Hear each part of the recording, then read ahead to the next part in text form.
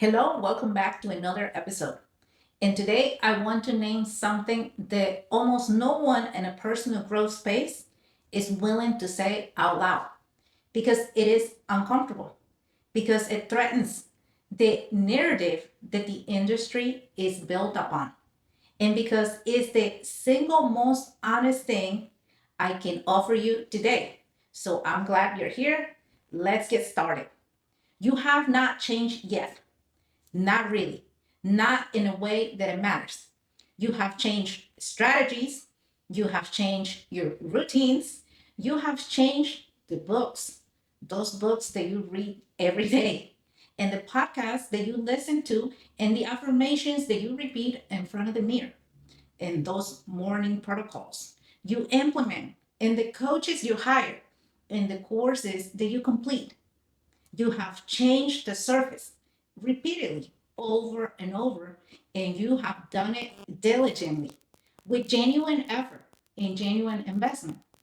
And the surface has responded briefly before returning with real ability. That is almost impressive. Impressive to the pattern that it lives underneath everything.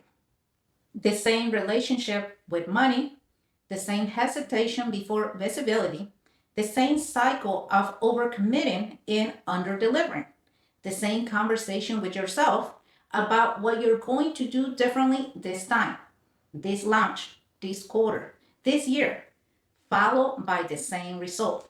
Not catastrophic, not dramatic enough to demand emergency attention, just the same. Slightly different packaging, same content. And you have telling yourself a story about why. This story usually sounds like this: I need more discipline. I need a better system. I need to be more consistent. I need to stop self sabotaging myself. I need to push through the resistance. But here's the thing about that story: it is not true in the way you think. Because the reason that you have not changed yet is not that you're lacking discipline, is not that you're insufficiently committed, or that your strategy is wrong, or you are secretly self sabotaging in some way. The more willpower could fix it. The reason that you have not changed yet is that you have been trying to change the behavior without changing the identity. That identity that it produces the behavior, and behavior that it comes from unchanged identity is always temporary. And it is rented change, lease transformation. You can inhabit it for a season, but lease expires. And when it does, you return to the owner, the old self, because she is the one who actually holds the deed. Today is about finding out why, not in the abstract, in the specific, in the precise, personal, uncomfortable, liberating truth of what is actually keeping you in the same pattern. Because once you see it, really, really see it, it's not conceptually, but it's in the way that seeing it changes what you do next. That change does not require force. It becomes natural, inevitable, almost effortless. That effortless movement of a woman who has finally stopped trying to become someone she is not and started to become who she actually is. You have not changed yet. And today, we're going to find out why, so that you can finally do that change.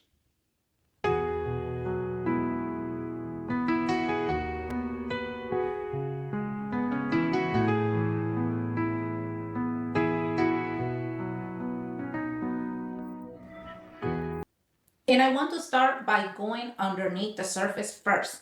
Because the surface is where you have been working, and the surface is where the solutions you have been applying they live. And the surface is where the temporary results come from and go. The real reason change has not stuck and is not behavioral. It is not that you have been doing the wrong things. It is that you have been trying to do new things from an old identity. And an old identity cannot sustain a new behavior, not long term, not when the pressure is off and motivation has faded and the accountability group has stopped checking in and you are alone with yourself at 6 a.m. on a Tuesday with the choice to make about who you are going to be today.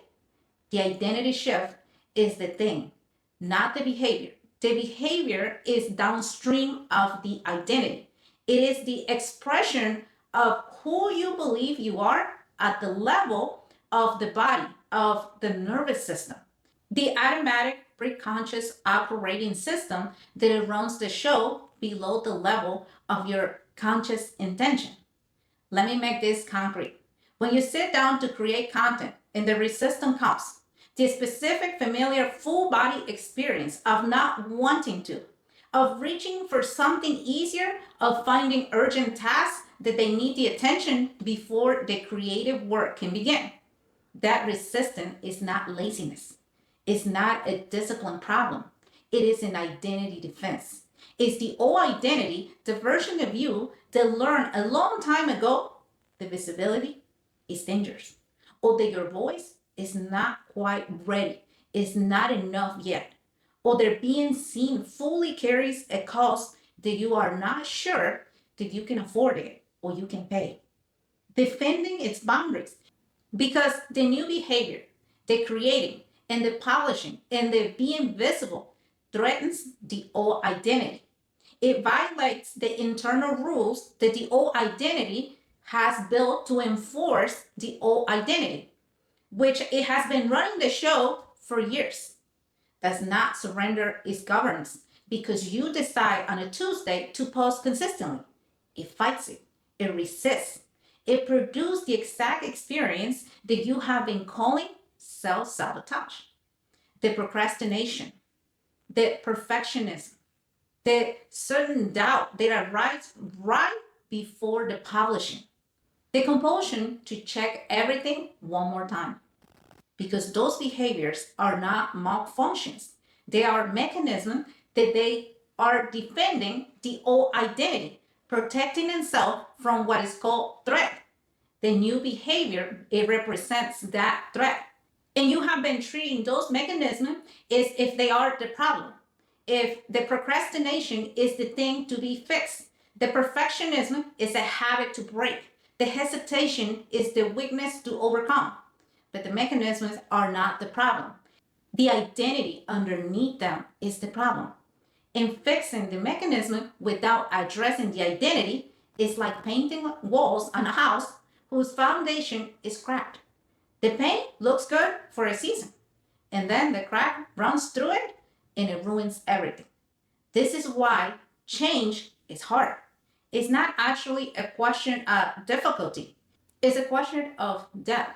The change that it sticks, the kind that it does not require continuous willpower to maintain, that it does not reverse when the accountability stops. That becomes the natural expression of who you now are rather than forced performance of who you're trying to become. That kind of change happens at the identity level, below the behavior, below the strategy, below the surface where most personal development work is done. And it requires a specific kind of work, not more effort, not more discipline, not a better morning routine, a different kind of excavation entirely. Drop the word change in the comments right now if you know in the body, in the place where the truth lives before the minds start editing. That what I just described is what has been happening. That you have been changing the surface and wondering why the foundation keeps pulling you back. I read every comment and I want to know that you are here. I want to name the specific structures that are keeping the old identity in place. Because the old identity is not arbitrary. It is not a random collection of bad habits that you happen to have. It is a system, a coherent, internally inconsistent, deeply rooted system that it was built for a reason and that it continues to operate for a reason. And until you understand the reason, the specific personal, unflinching reason, the system stays. 4 reasons. Each one is a loaded variable in the architecture of the old self, and each one can be removed. not by ignoring it, by understanding what is built to protect. So let's start with thing number one. The old identity is a survival structure. This is the first and most important thing to understand about the version of you, that it keeps reasserting itself. The version that you are trying to change, the one that it procrastinates and hesitates and plays small and charges less than she should be charging. And it doesn't fully inhabit her authority and retreats from the edge of her own expansion every time she gets too close. That version of you is not your enemy. I need you to hear this clearly because the language of self improvement, the way we talk about your own patterns when you are frustrated by them, it makes it very easy to cast out the old self as a villain. The thing is standing between you and the version of your life that you're trying to build. And the more frustrated you get, the more the old self becomes the obstacle to be conquered, the weakness to be overcome, the part of you that is holding you back. But the old identity, the pattern, the version, the way of being that keeps pulling you back is not your enemy, it's your protector. It was built at a time in your life when you needed protection to keep you safe, to help you navigate an environment that it required in specific adaptations. You develop the playing small, the not asking, the edging, the staying in the background, the not fully claim your power of your price, of your presence in order to survive. And it worked. The old identity kept you safe. It got you here. It is the reason you are alive and functional in building something real. It's not a malfunction, it is a success. A success at a survival task that it was set in a different time and in a different context for a different version of you with different needs and different threats and different resources. But the survival structure was built for the old environment. And you are no longer in the old environment. You are in a new one where the old protections, the playing small, the not asking, the edging are not keeping you safe. They're keeping you stuck in life because the threats have changed. The environment has changed. The woman has changed genuinely in many ways, but the survival structure has not updated the information yet and is still running on the protocol for a threat that is no longer there, that it doesn't exist in the form that it was originally designed for. The healing is not to destroy the old identity, it is to update it, to thank it for the protection that it provided, and then to show it through the experience, through the body, through the accumulated evidence of being safe in a new behavior. That threat that it was built for is no longer exists. That the visibility does not produce the danger it once did. That asking does not produce the rejection that once did. That claiming a full authority does not produce the abandonment that once you felt. That updated is the work, and it happens in the body, not in the mind. Through lived experience, not through intellectual understanding. Through the specific, repeated, safe encounter with the thing that the old identity was built to protect you from. And the discovery each time that you are still here, that you have survived visibility, that you survived the asking, that you survived the claiming. And the old protection is no longer necessary. This is the shadow work healing at its most practical, not in the abstract encounter with the dark parts of yourself, the specific grounded. This is what my body was trained to avoid, work of going towards the thing that the old identity was built around, gently with support and with the willingness to discover that what you were avoiding is not what you thought it was. Now let's go to thing number two. You keep trying to change by fighting yourself. The second structure keeping you stuck is the method itself, the way that you have been going about the change. Because for most women who are serious about growth, who are committed, who are investing, who are doing the work, the default approach to change is combat. You fight the old pattern. You resist the procrastination. You battle the perfectionism. You declare war on the self doubt. You set up accountability, that they are essentially surveillance systems designed to catch you being the old version of yourself and correct you towards the new one. And the entire project of change becomes an internal civil war. The new you versus the old you, with the outcome determined by which one is stronger, more disciplined, more committed on any given day. This approach produces exhaustion, not transformation. Because the Civil War model of change is incapable of producing the identity shift you're actually seeking. It operates from a fundamental misread of what the old patterns in our why are they there. It treats the system as the enemy of the self, is the battlefield. And the battlefield is not a place where wholeness is built. It is a place where things are destroyed. And what you're trying to build, the new version of you that the business is calling and then the life requires, is not built through destruction. It is built through integration. And integration is the opposite of combat. Integrating says that the old pattern is not your enemy. It is a part of me that it learned to protect something. What is protecting? What does it need to feel safe enough to release the grip? What would it take for this part of me to trust the new way that is not a threat? These questions produce a fundamental different relationship to the change process. Not how do I force myself to be different, but how do I create the conditions under which different becomes safe enough to emerge on its own? The answer to the second question is always some version of by giving the old identity what it actually needs, which is not suppression, not management, not white knuckling. It is safety. Safety that is felt, embodied, repeated experience of the new behavior producing good outcomes. Connection, not rejection. Expansion, not contraction. Belonging, not isolation.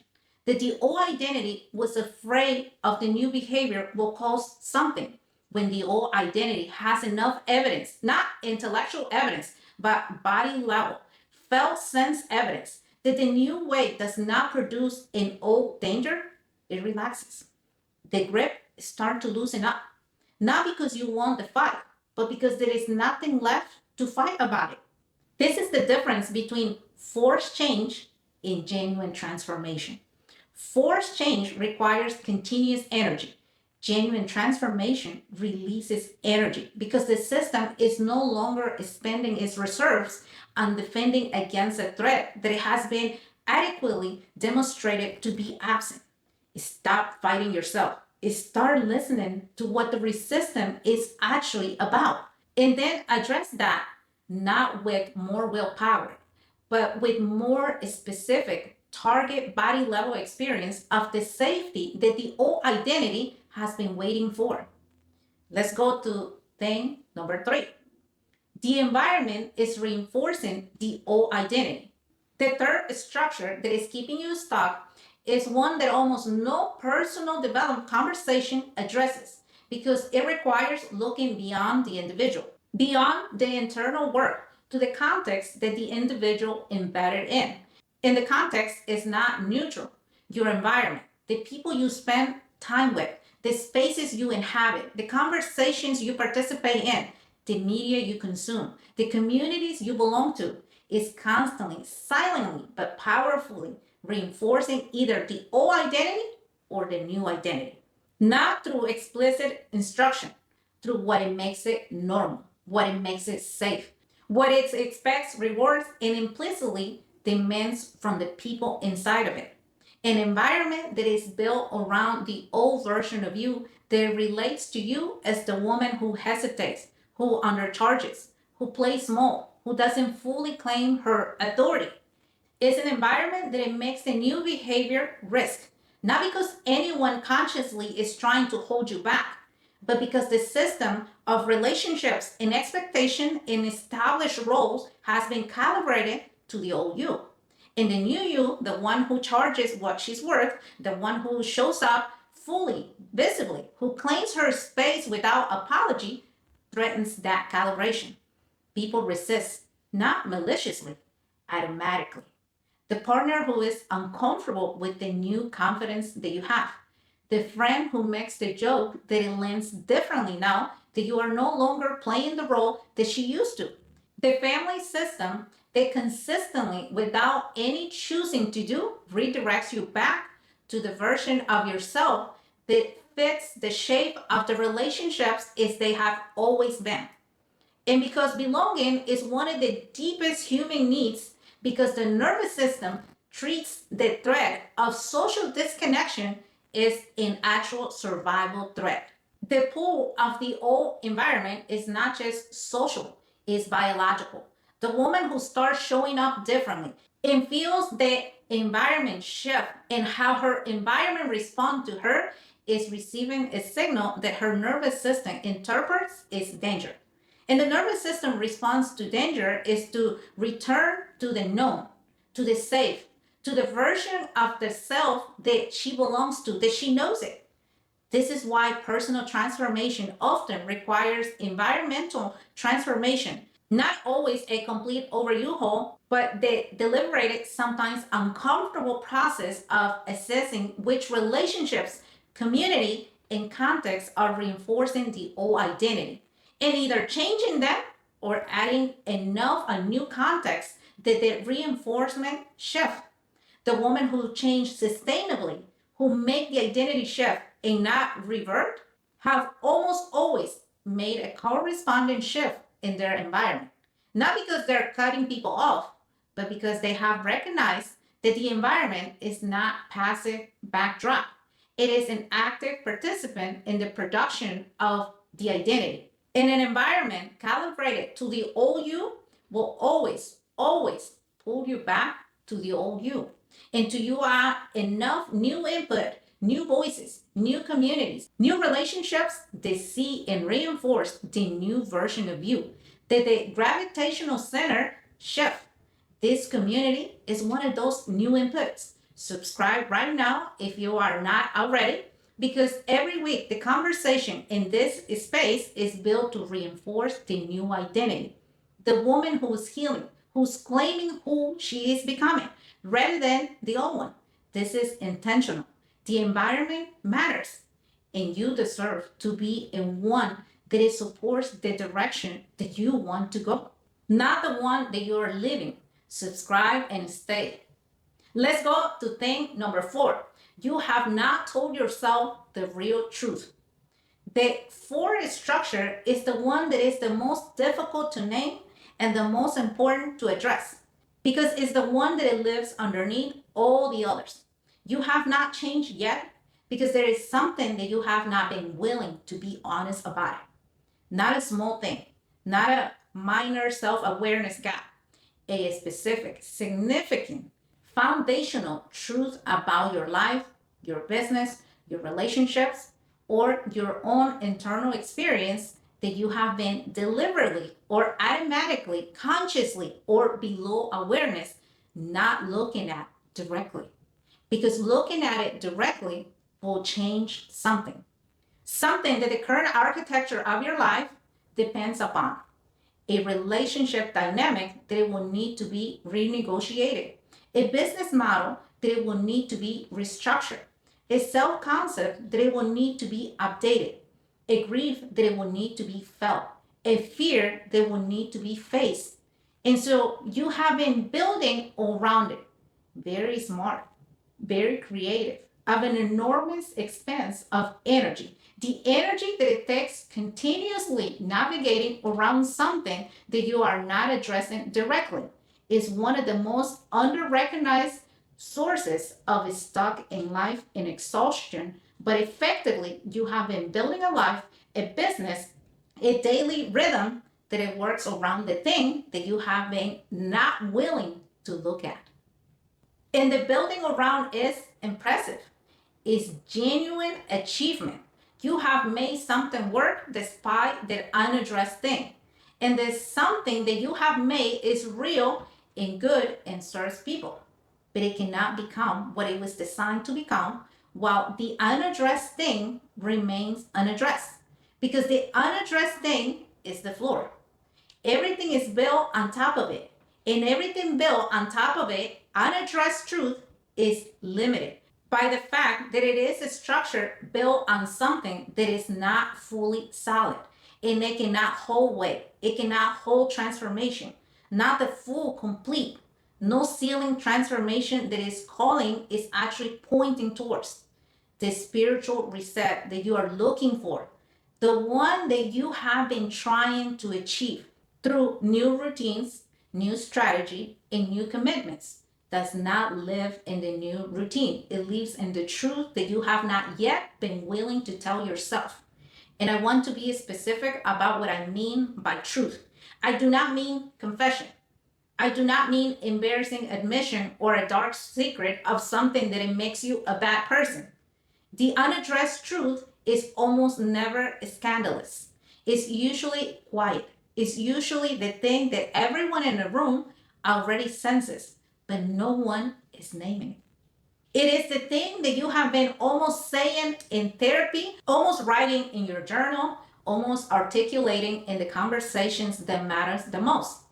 The truth about what you actually want, not what you have been building towards, but what the deepest part of you actually wants. The truth about what the current pace is costing you, not the version you acknowledge, the version you do not. The truth about the relationship that is no longer aligned with who you are becoming. The truth about the grief that you have been carrying without giving it room. The truth, the fear, the specific, nameable, traceable fear that is making the decisions in your business what you believe is strategy. That truth, the one you already know, the one that is waiting for you to be ready to look at it directly. Because looking at it directly, telling yourself the real truth does not destroy the building.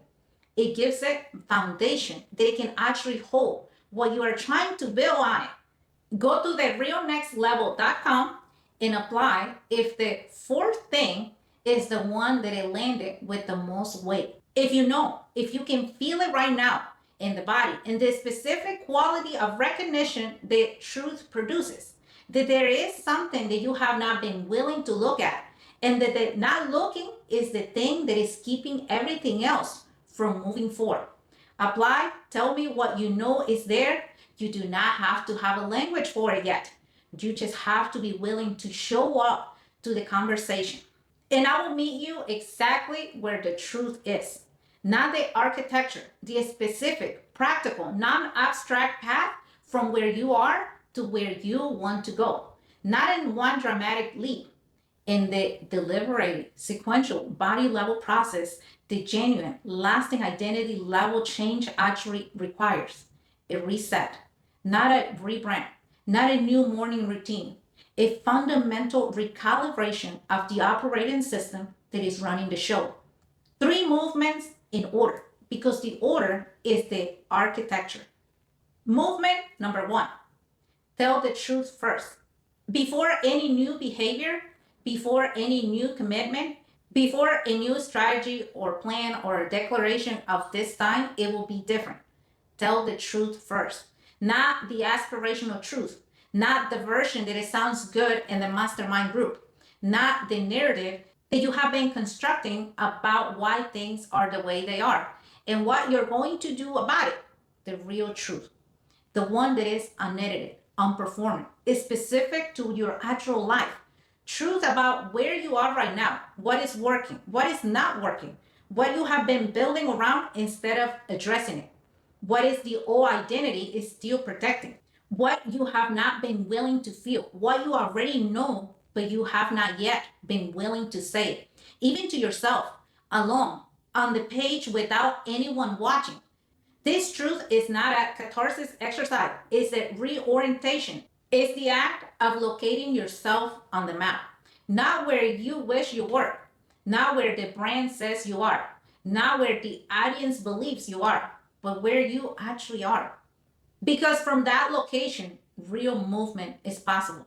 From any other location, the movement is performed. And performed movement, the kind that is generated from a narrative rather than from reality, is the kind that reverts when the performance gets tired. Self-sabotage healing begins here, not with the elimination of the sabotage, which is a symptom, not a cause, but with the willingness to see what is the sabotage protecting, what the old identity is guarding, what the unaddressed truth is. And then, only then, from that solid ground of actual reality, making the choice about what you want to build next. Sit with a journal, or sit in stillness, or sit with someone you trust enough to be completely honest with and ask, what is the truth that I have not been willing to tell myself about where I actually am? And then wait. The answer will come. It has been waiting. Movement number 2, grief. What the old identity protected. The second movement is the one that achievement oriented approach to change skips entirely.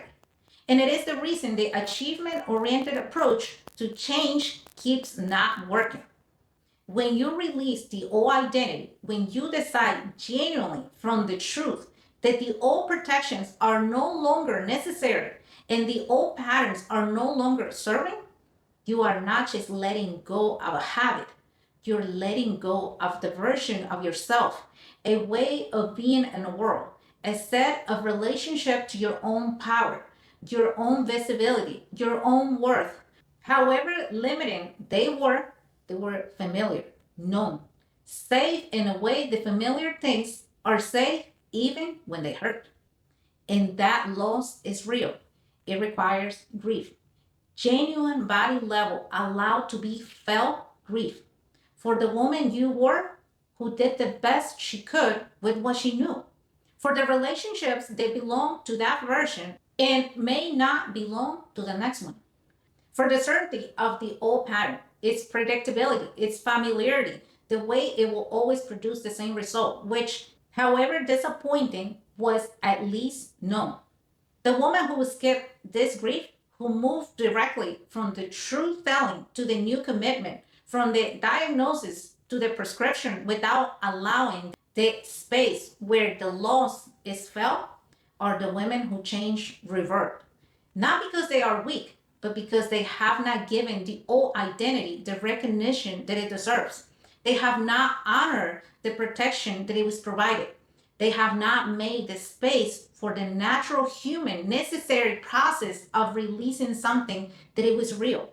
And so the old identity does not release, it goes underground and it waits.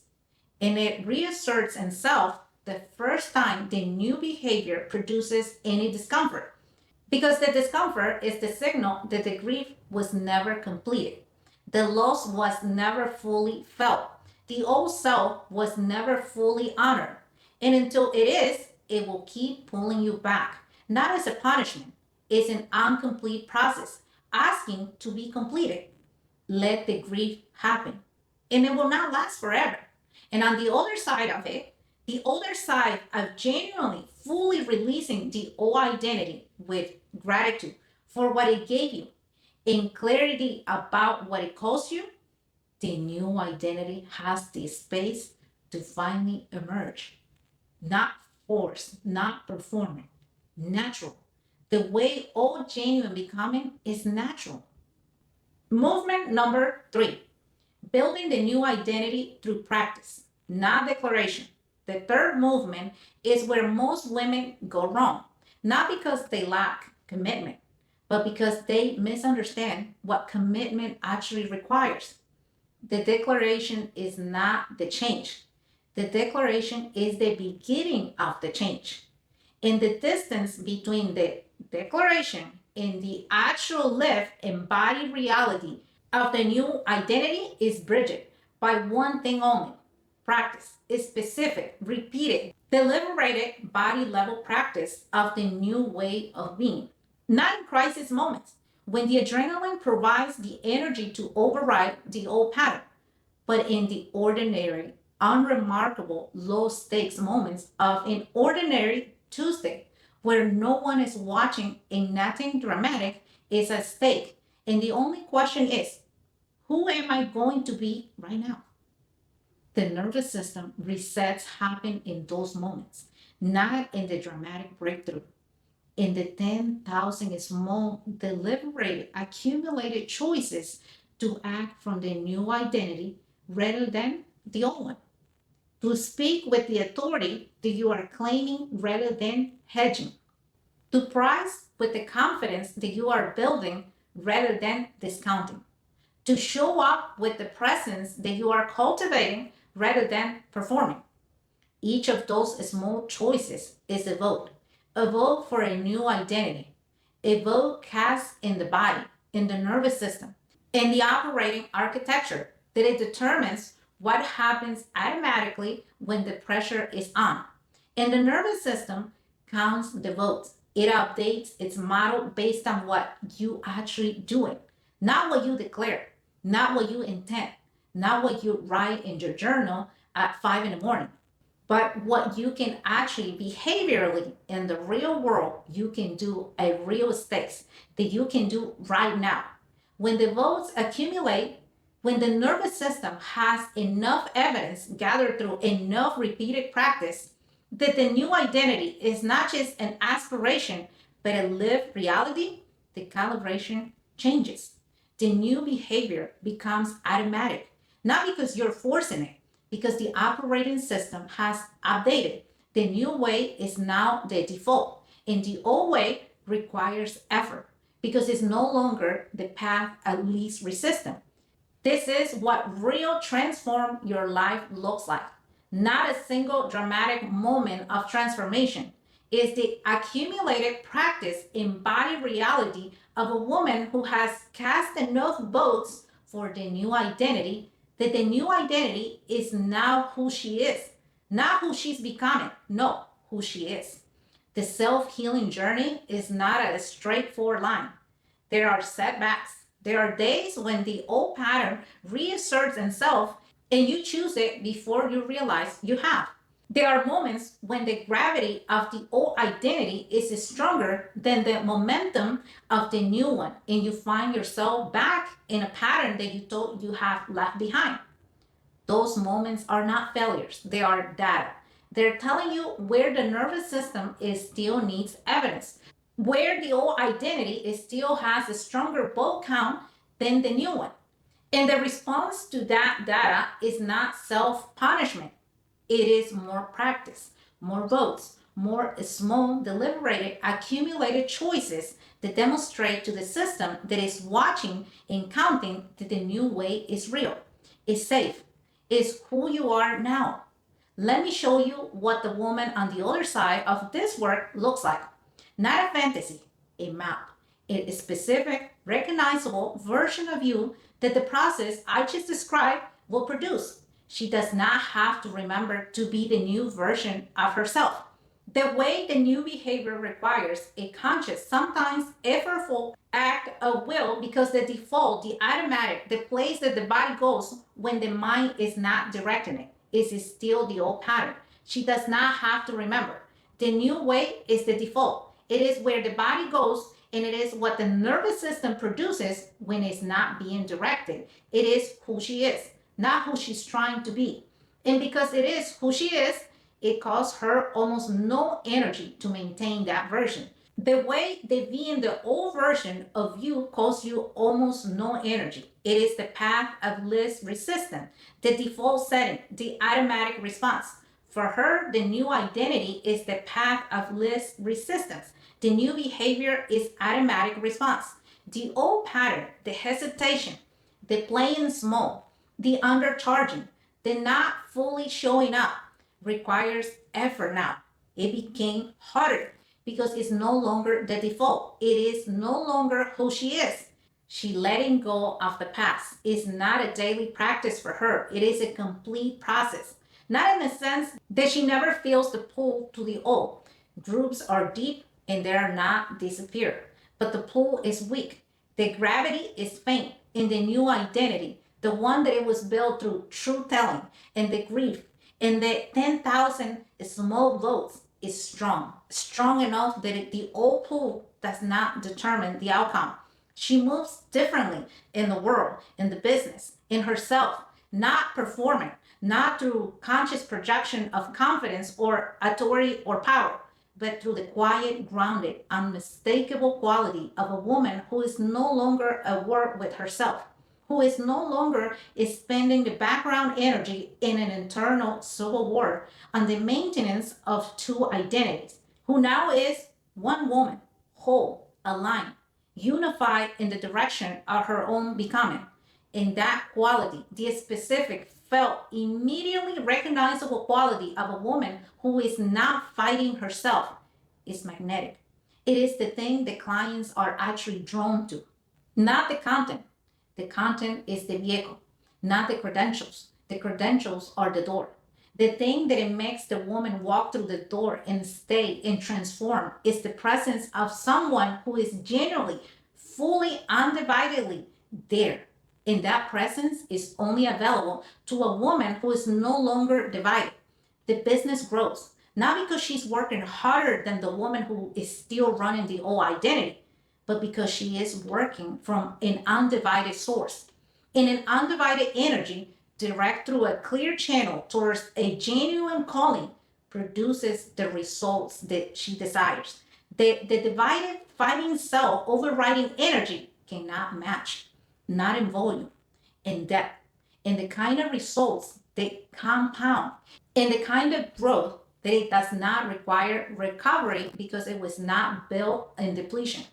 She is you on the other side of the truth that you have not been told yet, the grief that you have not felt yet, and the practice that you have not yet committed to. Not a different woman, the same woman, undivided, operating from the full spectrum of who she actually is, rather than the limited bandwidth of someone who's spending half of her energy maintaining a version of herself that it no longer fits. Change your life is not for her a project. It is a description of what already happened because she did the work, the specific, precise, honest body level work the three movements describe. And the life changed not through force, through truth. I want to give you the most direct thing I can offer you today. The reason you have not changed yet is not that you are not capable. It is not that you are not committed or that you are not wanted enough or there is something fundamentally broken in you that it needs to be fixed before change can become possible. The reason that you have not changed yet is that you have been trying to change the outside without changing the inside. The behavior without the identity, the surface without the foundation. In that approach, however many times you apply it, however sincerely, however much you invest in it, it produces the same result every time. Temporary improvement followed by gradual reversion. You don't need another strategy. You don't need another course. You don't need another book. You don't need another mentor. You don't need more discipline or more accountability or a better system. You need the truth, the specific, honest, unperformed body level truth about where you actually are and what is actually keeping you from there. And then the willingness, the genuine felt whole being willingness to grieve what it needs to be grieved and practice what it needs to be practiced until the new way becomes the default. That is the work. And it is the only work that it produces the kind of change that it stays. Three things before you go. If today's episode names something that you have been living without language, if the four things keeping you stuck or the three movements of the reset or the picture of the woman who actually changed landed somewhere real in your body, like this video right now, want that? Because there is a woman watching who is about to start another round of surface level changes that it will not last. And your one tap is how the real conversation finds her today.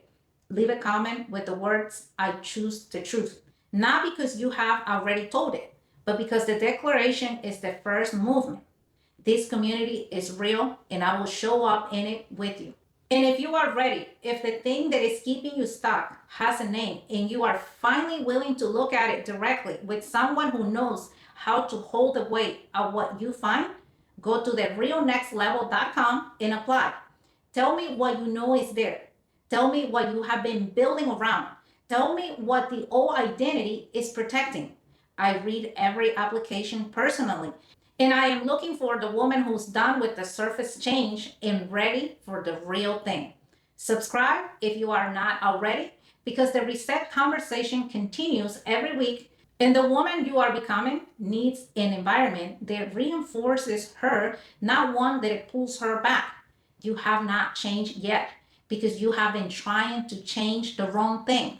Change the identity, and everything else will follow. I will see you on the next episode. Stay safe. May God bless you. Yellow diamonds in the